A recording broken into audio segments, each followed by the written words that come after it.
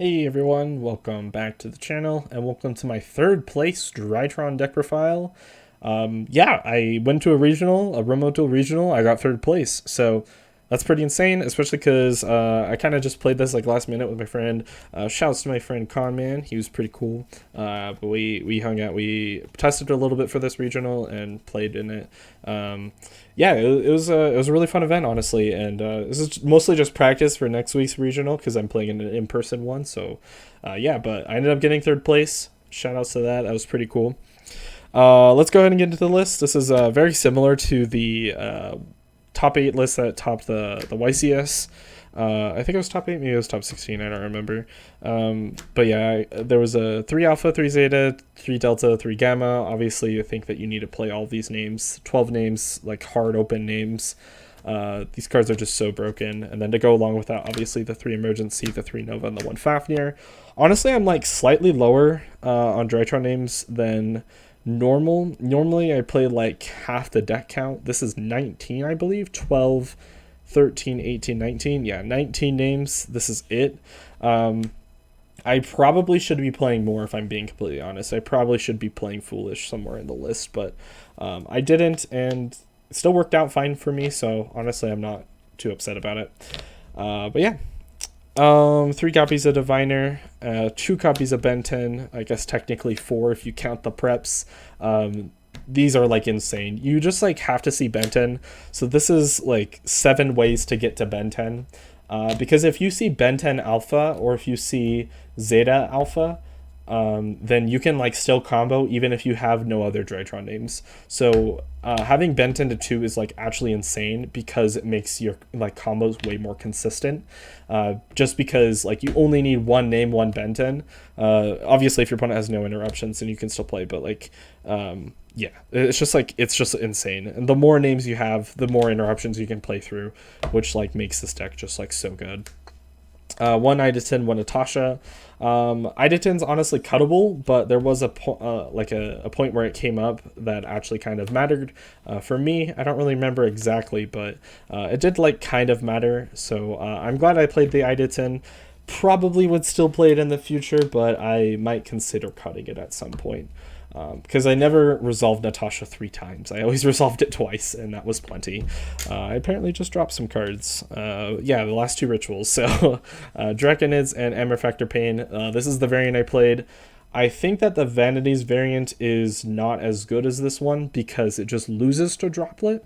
Whereas, I mean, obviously this deck does kind of lose to Droplet, but the important thing is that it can't use their battle phase. If you summon this guy, then it skips their main phase 1, and then they go into battle phase. They can't do anything to go main phase 2.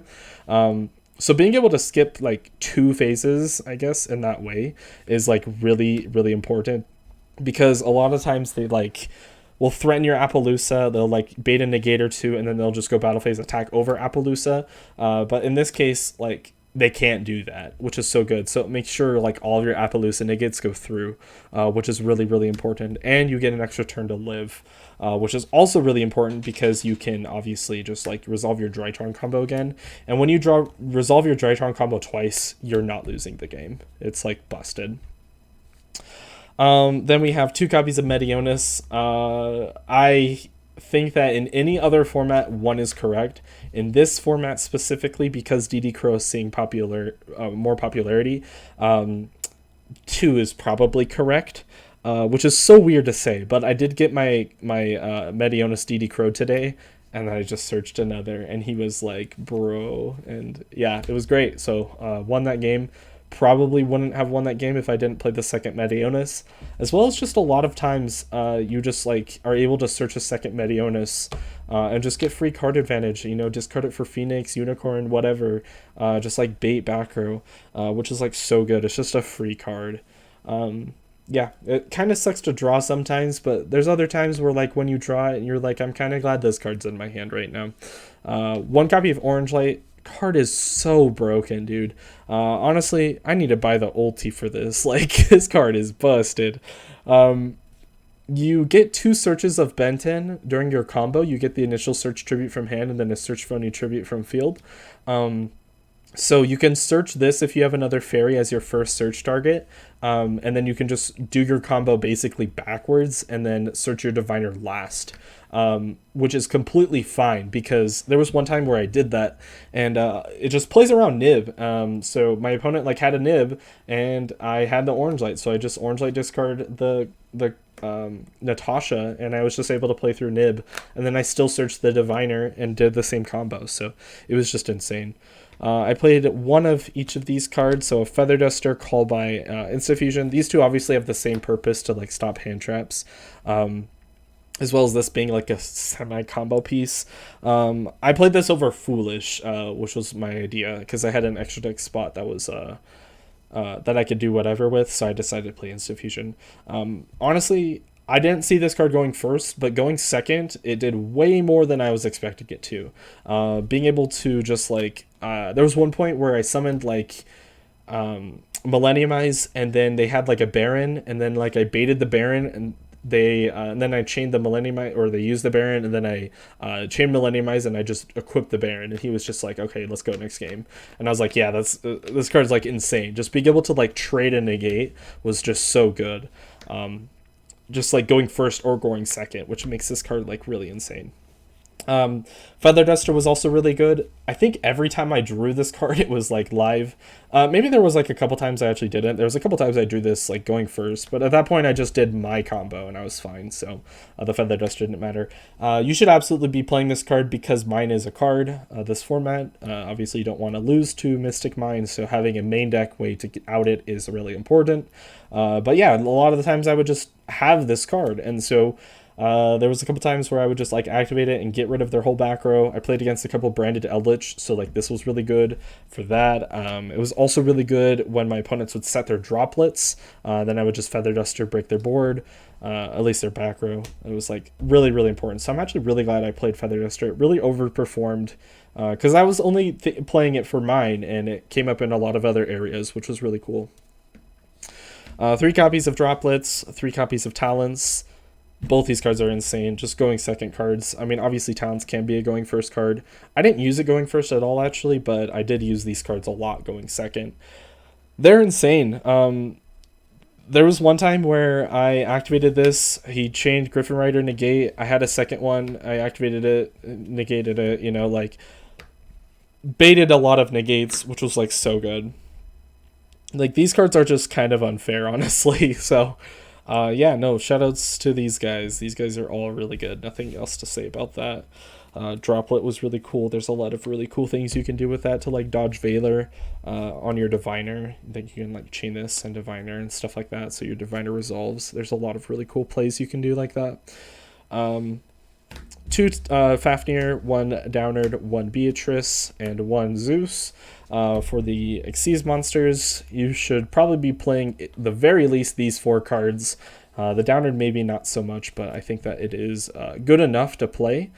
Just being able to have a second material under the Zeus is like the most important thing ever in some situations where you get debarriered or like some other situations come up. Like this like comes up a lot when you get debarriered.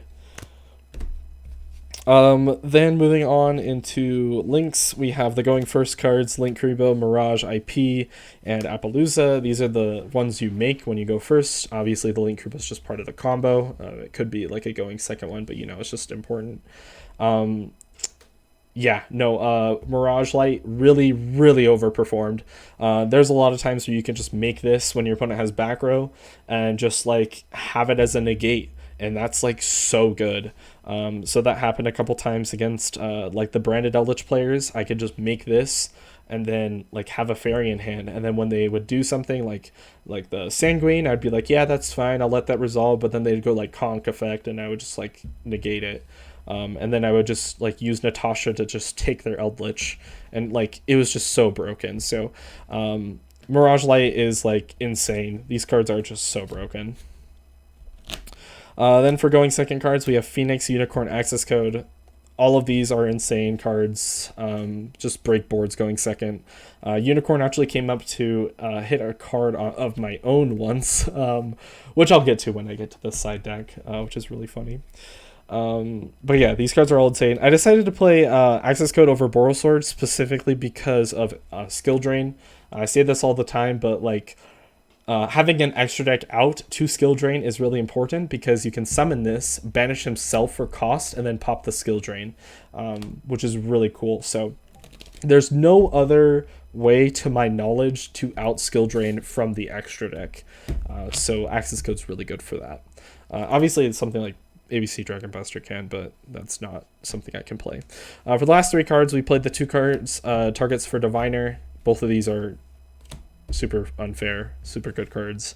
And then the Millenniumizer's Strict, obviously, which baits negates and stuff like that, or, you know, helps you play through hand traps. The card is busted.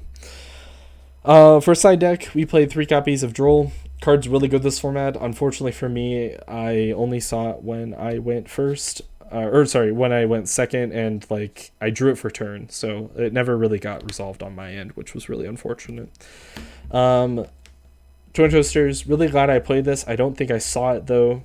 Obviously, I think you need to play back removal this format, at least in some way, probably every format. 2 Lava Golem, and then honestly, I didn't see this card either, but I would side out the 2 Diviners for 2 Lava Golems. That's like the way you do it, because Diviner's searchable. Then for the 1-ofs, we played Necro Banshee into the Zombie World. I didn't see Necro Banshee, but I saw Zombie World against my Flanderese opponent, but he had D-Shifter, so yeah. So glad I played it, though. 1 Token Collector for Sword Soul, as well as the Lancia. I don't think there's much to say about these, just like 1-ofs that you can search with Beatrice or with Benten. These cards are all just really busted. And the last card in the deck, 3 copies of Anti-Spell Fragrance. These were originally D-Barrier, but I switched them to Anti-Spell last minute, and I am really glad I did. They came up a couple times where I would just side them in. I would take out the droplets and put these in when going first. And like, no, it was just like insane. You just like end on Emmer Factor Pain, Appaloosa for 4, and this. They can't activate spells. Monster effects are negated, and then especially like the monsters they summon from the Asher deck are also negated. So like, and their main phase 1 skipped. You know what I mean? So like, they're not playing, which is so good. Like they can only really play trap cards, and even then, like, I don't care. I'll just like I'll break through trap cards. So yeah, no. This deck was like really good, really overperformed. Benten to 2 was broken. I am super happy about that. I'll go quickly like over my matchups, just very quickly. I'm not going to go super in depth. I played round 1 against Dynamorphia, round 2 against Branded Eldritch, round 3 against Therion Punk, round 4 against Branded Eldritch, and round 5 against Punk Synchro Adventurer. Just like, I guess it was the same deck that I played round 3. And then round 6 was my only loss, and that was against Flanderese because he opened D-Shifter both games and then had a barrier statue, so that was really fun. And I didn't have an out for it, which is really unlucky. Round 7, I played against a mirror match, which was really funny. And I had, he played the Vanities, but I had Droplet for it. So I just Dropleted it, and then I just knew how to sequence my cards, and I won. So that was pretty cool. Especially because I just had a lot of really sacky cards, like Talons and stuff, that I don't think that he had access to at that moment. So I was just able to really overpower him with non-engine cards. But yeah, no, it was really good. 3rd place overall. 6-1 is my final record. I'm really excited to play this deck at a regional next week. Hopefully you'll see another profile next week when I top. If I top, I guess. I shouldn't be too cocky. But yeah, once again, shoutouts to Kamen for playing with me and testing and just hanging out with me while we're doing the regional, stuff like that. Shoutouts to these Ritual Dice. These are super cool. Shoutouts to Konami because they gave them to me, and shoutouts to Konami for being cool. This format's actually really fun to play. I thought I was going to hate it, but it's actually really fun. So yeah, with that said, I will hopefully see you guys next week, and yeah, see you guys later.